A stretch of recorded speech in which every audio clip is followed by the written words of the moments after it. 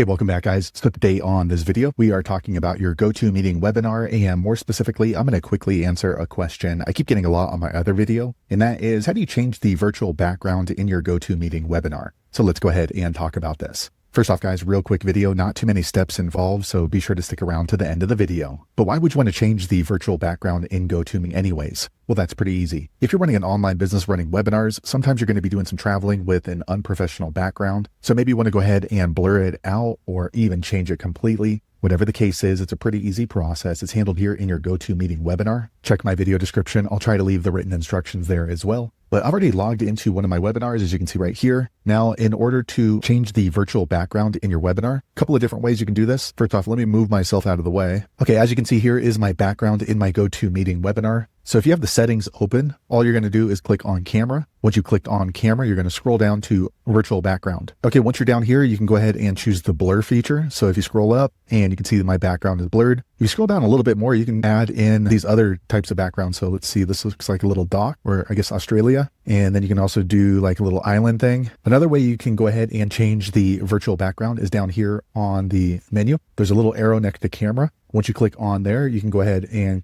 click select virtual background. Okay, once you click there, it's going to open up the settings like we just saw right here. Now, if you want to add a custom background, you can click right here on the plus icon. Okay, opened up another background. So let me go ahead and click on these little tacos. Okay, as you can see, we scroll up and then now I have my taco picture behind me as my virtual background. So there you have it, guys. If you're wondering how to change your virtual background in GoTo Meeting, that's the easiest way I know how to do it. If you know an easier way, be sure to leave a comment below. Let the rest of us know. Leave a comment below. Let the rest of us know how you did it. Hopefully you found that video useful. If so, click thumbs up or maybe consider subscribing to my channel, and I hope to see you on the next video. Thanks again for watching.